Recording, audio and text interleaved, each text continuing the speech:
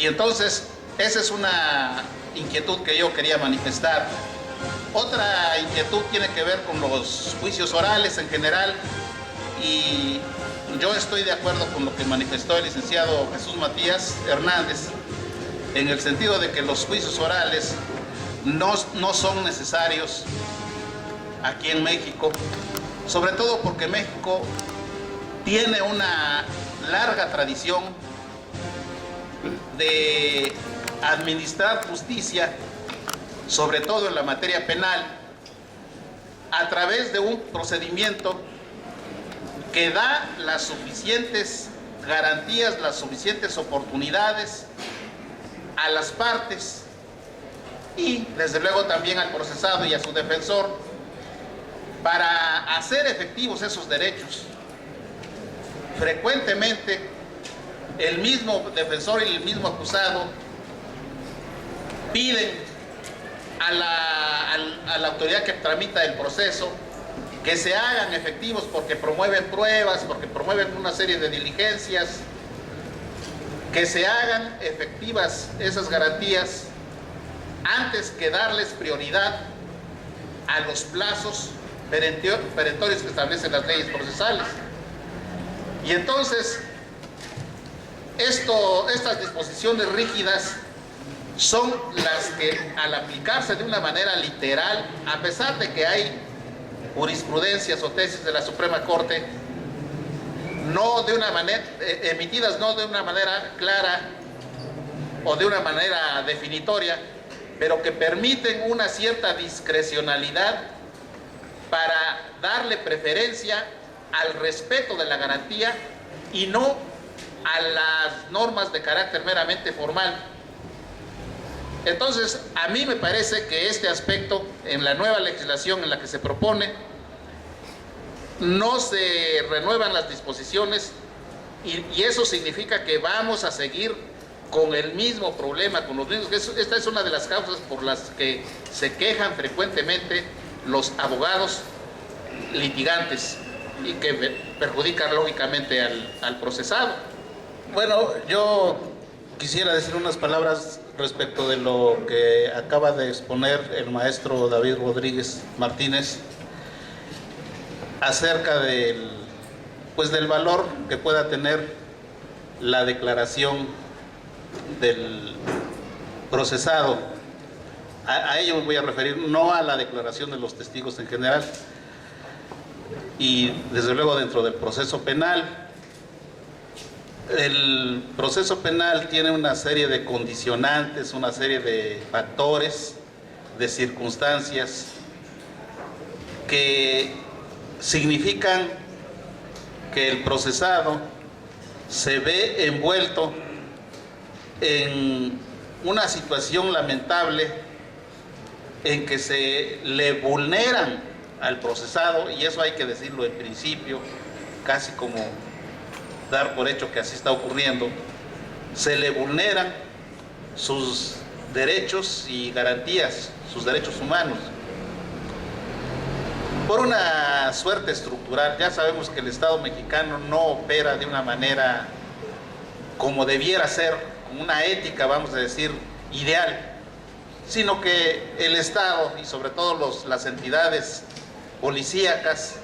ahora ya el ejército está haciendo la de policía y el ejército no está capacitado para realizar las funciones de policía. Dicen por ahí los que saben de estas cosas que al ejército lo preparan para matar. Quizá esa sea una de las razones por las cuales en este gobierno pues se cuentan algo así como 70 u 80 mil muertos, ¿verdad? Con motivo de la guerra, entre comillas, en contra de la delincuencia organizada. Esas circunstancias, ese especial contexto en que queda inmerso el procesado, hace que la Constitución los haya tomado en cuenta para darle un tratamiento especial a la persona que se encuentra procesada por delitos. Por eso es que no se le obliga, la Constitución lo protege y esta es una regla general. prácticamente las constituciones de todo el mundo hacen lo mismo, y ahora los tratados internacionales con más fuerza protegen estas garantías, de que no puede ser coaccionado, no puede, es decir, el juez no puede prejuzgar, porque el juez debe ser imparcial. Y entonces, desde este punto de vista, pues nosotros tenemos que pensar en que la declaración de un procesado, pues es un derecho sagrado, es un derecho debidamente tutelado por el derecho, tanto nacional como internacional, porque la verdad finalmente es relativa.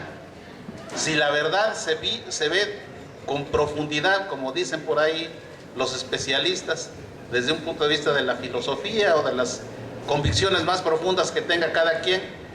la verdad es relativa. Aquello que se presenta como verdad en un momento dado puede ser después contradicho por otra verdad que no se estaba reconociendo. Entonces también todo esto hace que la declaración del procesado, ya sea que lo perjudique o que entrañe una confesión, pues necesita mucho respeto, y sobre todo por los tribunales, que están obligados a ser imparciales e independientes. Esa es una cuestión. La otra cuestión mira al aparato de administración de justicia en México, y vuelvo yo a insistir que la aplicación de las normas, como en este caso de esta legislación de amparo, que posiblemente se ponga en vigencia, está encomendada la aplicación de ello a un aparato de justicia. Y pensemos en el aparato de justicia federal. Este aparato de justicia se caracteriza por haberse conducido durante toda su historia por principios de autoritarismo. Es un poder que no admite contradicciones, ni admite el que se le debatan sus puntos de vista. Por eso es que es un poder autoritario. Diría yo que no proviene propiamente de principios democráticos, en el sentido de la democracia como un concepto del Estado moderno, de la sociedad moderna. Y entonces hay un pensador muy conocido que tiene mucha influencia en los regímenes autoritarios, que es nada menos que nuestro apreciadísimo maestro Hans Kelsen, que ideó su famosa pirámide, la pirámide de Kelsen, en la cúspide de la cual, pues ya sabemos que existe el sistema normativo absoluto. Eso significa eso, la Constitución y las demás disposiciones que están en menor jerarquía de la Constitución, hasta las sentencias que están en la base de esa pirámide. Pero esto refleja un autoritarismo del Estado. Esto no es más que un modelo de Estado autoritario, y lo tenemos aquí en México precisamente en relación con el Poder Judicial Federal. La máxima autoridad, el órgano máximo de poder jurisdiccional, lógicamente, es la Suprema Corte, y todos lanzan loas a la Suprema Corte, aunque no se las merezca. ¿Por qué? Porque la presión social, la presión política, la presión de los convencionalismos sociales es muy grande, y todos tendemos por una inercia a elogiar aunque no lo queramos. Pero la Suprema Corte como institución es cuestionable, porque precisamente es un tribunal único para decidir de una manera absoluta cómo se aplican y cómo se interpretan todo el sistema normativo de un país, desde luego desde la Constitución. Ellos han tenido la exclusividad de esa función de Estado. Esta es un elogio, esto es un pronunciarse decididamente en favor de un Estado autoritario que tiene un sistema de justicia omnímodo. Entonces, aquí deben entrar los principios democráticos, Qué bien que tengamos una institución de tribunales constitucionales como los juzgados de distrito, como los jueces de distrito, como los colegiados que están en todo el país, porque ellos también conocen de cuestiones constitucionales y conforme a las reformas más recientes a la Constitución, al artículo 1, pues todas las autoridades están obligadas a promover y a respetar y a proteger los derechos humanos y los derechos constitucionales. Y esto significa que también la justicia, el aparato de justicia se debe democratizar. También los jueces del orden común, los tribunales superiores de justicia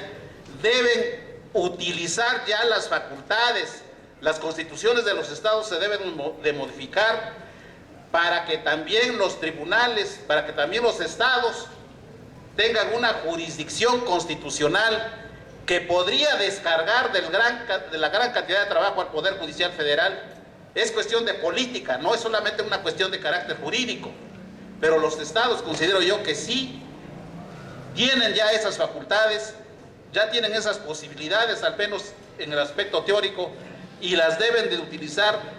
en aras de democratizar el servicio jurisdiccional, que también debe haber una reforma, un cambio profundo en la manera de administrar justicia como lo quiere el espíritu de la Constitución. Considero yo que no podemos aplicar, México no podrá superar este estado de rezago en la administración de justicia de todo el país, porque los tiempos están cambiando. México ya no es el que era hace 50 años o más tiempo, y cada vez los problemas de justicia y de injusticias se complican más. Por eso es que yo considero que ya no es operante, que es anticuado ya este sistema de tener un máximo tribunal de justicia para que administre, para que oriente, para que haga las directrices de cómo deben dictar sus resoluciones los demás tribunales,